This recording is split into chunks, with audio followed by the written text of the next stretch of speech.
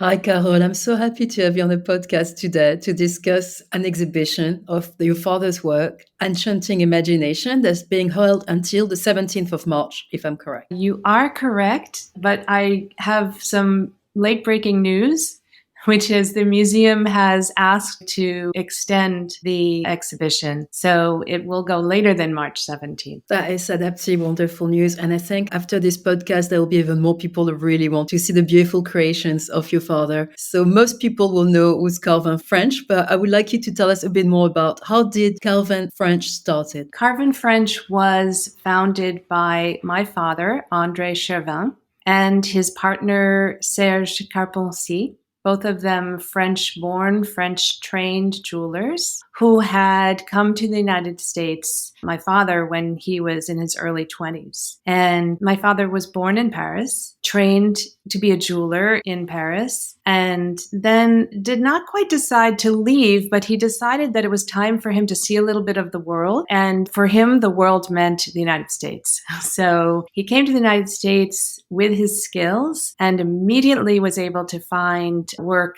as a bench jeweler. In fact, was a classified ad in the newspaper then, now it's a magazine, France Amérique, and they were looking for a French jeweler with the bench skills that he had. So my father started in bench work and a couple years later was working side by side with his soon-to-be business partner, Serge Carpentier. And they decided, although they had very little money, to start with capital for the business, they decided to try and venture out on their own with their own firm. And that was in 1954 with the name Carvin, which is a combination of the first three letters of Serge Carpentier's last name and the last three letters of André Chervin's last name, Carvin. French put in there because at the time it was de rigueur to have a French jeweler. As my father likes to joke, people wanted their jewelers to be French, just like their coiffure and their waiters. And they put French in the name, of course. And it was founded in New York City at 16 East 52nd Street, stayed there for many years, and is still in New York City in Midtown. And what a lot of people know is that the Maison has been creating jewelry for Verdura, Tiffany, Bulgari. So we'll go back to the jewelry a bit more. But first, this objet d'art. What does that mean, objet d'art? Obviously, you gave us the background, the French background of your father and his partner. But what is an objet d'art? I think that's what we would like to talk about today. We're going to mention the jewelry, but this exhibition is really about this objet d'art. Yes, this exhibition at the Museum of the New York Historical Society brings out to the public these objets d'art that were made at Carvin French, with my father overseeing them, by the very same jewelers, lapidaries, polishers, setters, artisans that were making the jewelry. But the objet d'art, which I don't know if everybody knows what that means, but an objet d'art is, and I'm looking at a dictionary definition, is an object of artistic worth or curiosity, especially a small object. And we use the French phrase objet d'art even in English because English just simply doesn't have an equivalent that really captures the artistic nature of an objet d'art. So these objets d'art were my father's passion, really. He loved making jewelry, of course. He found that he could take his experience, his talents, and the experience and talents of the people working in the workshop and push them just a little bit further and explore a little bit more difficult even areas by going into the unknown. And that meant making little boudoir lamps or little table clocks, even salt and pepper shakers, cigarette holders, and beautiful flower bouquets or bonsai trees. And there's animals, anything that you can think of, anything that my father thought of, he could bring to life through the objet d'art without any client to answer to, because these objets d'art were straight from his imagination and the imagination of the people working with him as well. And he thought he'll sell them later. But for now, they were strictly out of his passion, his artistic leanings, and his artistic desires. And for people who are familiar with the unique style of your father, of Carvin French, how do they kind of dialogue, the jewelry and this objet d'art. There's a specific touch in the jewelry that you also see in the objet d'art. Can you tell us a little bit about the parallels? So at least you can see there's a continuity and it's part of the same artistic vision. Well, many people have different opinions on that. It's always in the eye of the beholder, but I see there's more things alike about them than there are different. So they use some of the same materials. They're precious gems in some of them. They're also semi-precious, and there are minerals. For instance, lapis lazuli figures in a lot of the objets d'art. It's one of my father's favorite stones. He also used it in the jewelry. You take a lapidary can carve a ring out of lapis lazuli by putting all sorts of beautiful designs or ridges on it. That same lapidary can do it in a larger size in a clock. And there are 2 clocks that feature lapis lazuli. There's also jade. Carvin French made many things with precious jade, particularly for the Asian market. And then there are jade pieces in the Objets d'art, such as these 2 lamps that feature moss and snow jade abat-jour, or lamp shades. And that's not going to be the exact same green apple color imperial jade that you might make a small ring out of, but it is just as beautiful in my father's eye to have the white with the green shading through it. And they took advantage of the formations of the green in the white and highlighted them with the lapidary, carving floral carvings, a bird, a hummingbird in one of them, a dragonfly in another. And a parallel between the jewelry work and the objet d'art work is the interplay between my father, who keeps the artistic vision going, and technical as well, since he has both, by working with the artisans. But the artisans give back as well, of course. And it's a feedback loop in creativity along the way. So, for instance, I talked about the freedom that my father had in making the objet d'art. Well, that included the freedom to change his mind and to, maybe in the process of making something, change the direction of the design and not stick to an original design. With jewelry commissions, you have an original design that you agree upon with the customer and you stick to it pretty much. If something occurs that you as a jeweler, you feel is not going to suit the piece well and you want to deviate from the design, well, that's going to require a discussion and permission with the client who ordered it. But with these objets d'art, my father was at complete liberty to change whatever direction, and often they did. So one example of that is with the jade, the moss and snow jade abat-jour. The lapidary was carving one of the shades when he discovered that if he had stuck to the plan, he would have cut off a particularly vibrant chunk of vibrant green apple color in the jade, and it would have been just cut off and lost. So he called my father into the workshop and said, I want to show you this and let's figure out what you want to do. And he showed him that piece. My father said, absolutely not. We don't want to sacrifice that color. So we're going to change the shape of this shade to incorporate that beautiful vein of green apple color, and in fact, even make it a highlight of the piece. So if you look at this particular lamp that I'm talking about, you'll see a butterfly sticking up from the side of the shade. That butterfly is in this beautiful green apple color jade, and that is the result of that interplay and back and forth discussion between the lapidary and my father. That's a great example of this collaboration. And there's a beautiful picture in the exhibition, and I think also in the book that I'll show later, but I think it's a New Year's card from the workshop, and this is an illustration, and you see all the craftspeople, and you see your father as a conductor. And I think that's such a nice representation of, you need all the different instruments in the orchestra to make it work, and your father just directing and getting the best out of these amazingly talented craftspeople. That's exactly right. Getting the best out of people, supporting them, giving them the confidence that they actually can do something, and then challenging them to go even further was something that my father was excellent at doing. I think also something very interesting is that these pieces were not created just like a piece of jewelry, a commission. You have a certain deadline.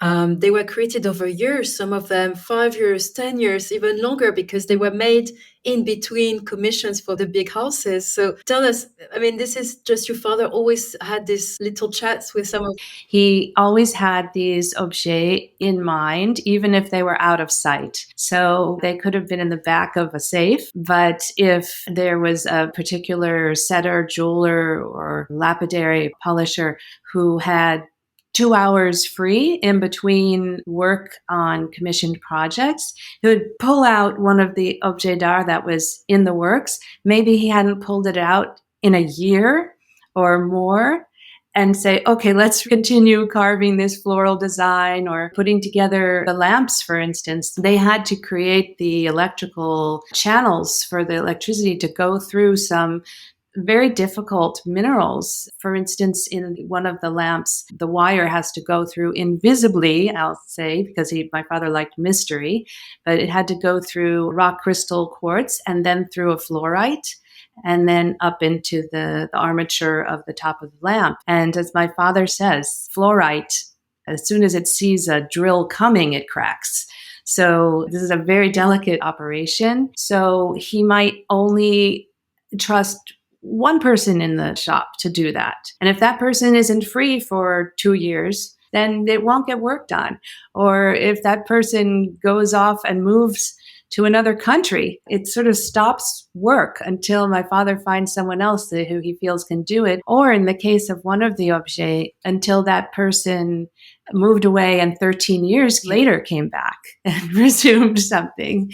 So these objets, they don't have finite dates on them or definite dates on them because they were worked on for so long. And even after something was so-called finished, my father's brain would keep imagining what else he wanted to do to improve it, and he might pull out something that was otherwise thought to be finished and work on it some more. By the way, the objets d'art are more than 360 degrees in 3 dimensions. So the bottoms of pieces that sit on a table are just as beautiful as the tops. And if we look at a couple of pieces together, I'll point that out as we go. Love it. And also, when I was going through the book from the catalog, it feels like a biography of your father, his taste, his sense of humor, some objects, like the strawberries, memories of French childhood and fraises des bois. There's a lot of witticism in the pieces. Can you spot a few of these objets d'art for our listeners and then to encourage them, I'm sure, to go and see the full exhibition? Yeah, definitely the sense of humor figures into the objets d'art. That is another parallel with the jewelry.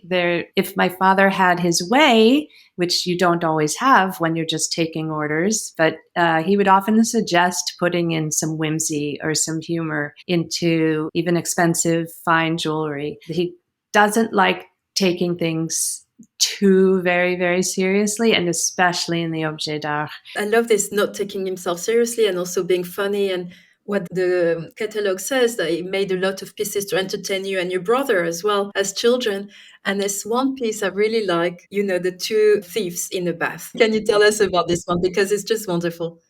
Sure. His sense of humor is often, his objets are often accompanied by a story that he had in his head while making the pieces or before he designed the pieces. And I say designed loosely because my father would sketch and doodle. He's very talented at that. But usually a piece did not have a full-blown design before they set out to work on it. They would maybe have a sketch. Maybe he would have the in-house designer at Carvin French design it, but not in the sense of a formal watercolor or something that you might have for a client that wants a formal design. And he made these pieces of the 2 thieves with this story in mind. He says there were these 2 very hapless, pretty unsuccessful bank robbers. And this is an old time, wild, wild west. And they one day were in a town and they held up a bank or 2, but they were completely unsuccessful and were laughed at. And all that happened to them was, at the end of the day, they were tired, hungry, and dirty. And they went to the local inn and asked for a room. And the innkeeper said, absolutely not until you clean up a bit. I'm not letting you in one of my rooms looking like that. And so he picked them up and plunked them into a bathtub, clothes on, hats still on. And the objet d'art is this bathtub with the two scoundrels sitting in there with their clothes on and their hats on. The hats are made, each one out of a single piece carved out of rock crystal quartz. One is lemon quartz. And their heads, they are gold, but they have white agate mustache or a black agate or an onyx mustache. Their hands out of the tub looking like they're not happy at all to be thrown in the tub. And you see the water, which is oxidized silver, but it's oxidized in a very shiny way. So it looks like black water, which is black because of how dirty these scoundrels were. The tub itself, my father wanted it to be enameled, as all tubs are, but they had to do it several times over because the first time they did it white and it looked much too gleaming and new and clean. My father imagined this as an old tub, as you can see by the design of the feet and the faucets. And so they did it over again until they got a more dingy ivory color for the enamel of the tub. And besides, I mean, the humor is in it already, but it gets even better when you realize that each one of these scoundrels can be twisted a little bit and pulled out of the tub, and you take off their hats and flip open their heads, and they are a salt and pepper shaker. Fully functional. I mean, you turn it upside down and you see where you can put in the salt and where you can put in the pepper. And so my father just loved the idea of bringing that artistry to the household and to the table and make people laugh. He did other salt and pepper shakers too, which were sold for clients that were more serious because the client didn't want as much humor as my father did when he did it for himself. But there's another set. There are two other sets that are mushrooms in beautiful Chinese turquoise or chrysoprase or coral, white opal for the tops of the mushrooms, and then enameled gold tufts of grass around the mushrooms. And the mushrooms sit in a caddy, an individual caddy with a little handle. And on the handle of each one, they have putti, little putti climbing up the handles just to make it more humorous. Oh, the details are absolutely extraordinary. And I wanted also to point out, to remind people, these objets d'art are completely functional. It's like every single one of them. When it's a lamp, it's really a working lamp. When it's a clock, it's a working clock. So it looks absolutely stunning, but it works as well, which is absolutely fantastic. And there's one of the lamps with the frogs, and it's like this rubies, and you think, how long did it take to even be able to polish it exactly the right angle, exactly to make this completely seamless creation? And that is a lamp. I mean, it's just mind-blowing. The lamps also are playful, not only that they have, for instance, frogs climbing on them, but that my father wanted to have a secret way of turning the lamp on and off for each one. So it's not just a regular switch on the cord, or there's no little pull like a regular lamp. He hid the functionality of the switches. So, for instance, on that lamp that you're talking about, the frog's rubies or the rubis des grenouilles, the way that you switch it on is you tickle a switch underneath one of the frog's chins, and that turns the lamp on and off. And when it goes on, it does set those slices of rubies on the shade really on fire, because the tiny little bulbs inside the lamp just illuminate through the translucency of the rubies. And you ask, how was it done? I mean, it was done over many, many, many years. The lapidary had to slice and polish the rubies in a matrix, fit them just right, but not only in two planes, an X and a Y, but in three. They had to worry about the depth, the thickness of each of the rubies as well, because this rough ruby, of course, the different parts of it have different saturation of color, different impurities, and so they're going to have different levels of translucency. So when you have a piece that is not very translucent, you need to cut it thinner, thinner, thinner to get it to not be completely opaque. Then when you have a piece that is less saturated, maybe has less impurities, then you can leave it thicker if you cut it thinner, you might lose the beautiful red color. So this is, science, engineering, math, and artistry, and a lot of hard work and a lot of mistakes that along the way that just get left aside in the learning process. Really, it's fascinating. You can spend hours just looking at every single detail because they're quite small pieces as well. To the intricacy of it. It's like, when you look at a beautiful piece of jewelry, but it's really phenomenal. And I wanted to go back to jewelry because one of them is an object and a brooch as well. This ostrich is just beautiful. So tell us how you move from the object to the jewelry in this one. Yeah, I think the lady ostrich, who is definitely a lady, actually seems to be a favorite of the curators and the staff at the New York Historical Society. They've sort of adopted her as a sort of mascot of the museum. And she is, let's say, small for an object, but large for a piece of jewelry. So she's about this tall, maybe about 10 centimeters. She has beautiful pink pearl tail feathers. And in between the pink pearl tail feathers, she's set with fancy yellow diamonds. And she is also wearing a black diamond set bow around her neck, which just indicates she is ready to go out on the town.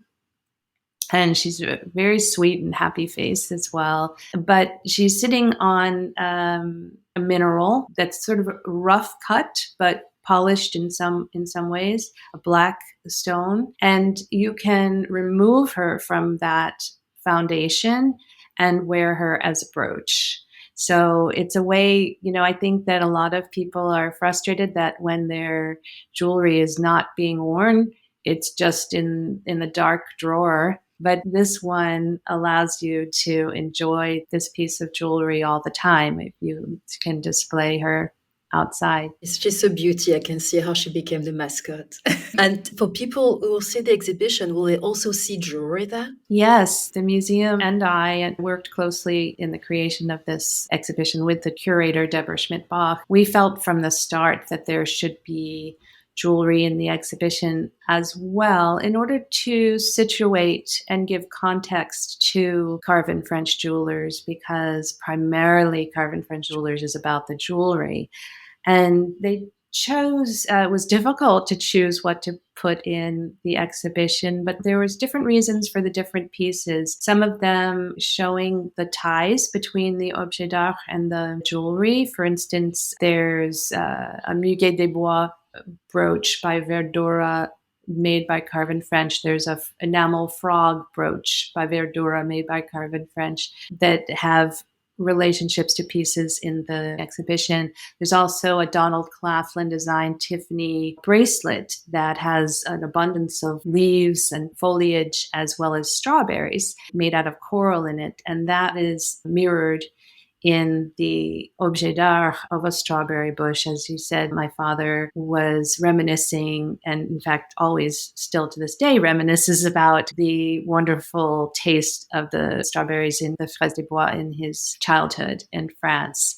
And these strawberries are made out of coral and punctuated with little gold dots for the seeds, both in the Tiffany piece and in the objet d'art. My father is a great admirer of nature, and that's apparent in the jewelry as well as the objet d'art, both plants and trees and flowers, animals, and also fruit. And so he studies nature. He's fascinated by it. For instance, it wouldn't be unusual at all to sit down for lunch with him and to find him counting the seeds on a strawberry to see if they all have the same number or if they're all arranged the same way. And then he transports that knowledge into the work, into the art. The other jewelry in the exhibition is Bulgari pieces that were made at Carvin French. And there are a couple of pieces that were made for individual clients that came to Carvin French over the years that show us a parallel in the beautiful lapidary work and the three-dimensionality that is brought not only to the objet, but also to the jewelry. Whenever Carvin French, I think one of the hallmarks of Carvin French pieces is that three-dimensionality, that organic shape, the movement whether it's en tremblant or not, a sense of movement in the organic pieces, that it doesn't just look dead and heavy, but looks like it's alive. So I think that shows in some of the jewelry that's shown in the exhibition as well. So thank you so much, Carole, for this wonderful overview of your father's work, this exhibition that is being held a bit longer than we thought. So people who are in New York, who are coming to New York in the coming months, really invite them to come and admire each piece and to learn about Carvin French, especially this part of your father's work. People who are not able to attend the show, there's a catalog which we'll show. I'll show it for our YouTube listeners, but we'll show it to our other people as well.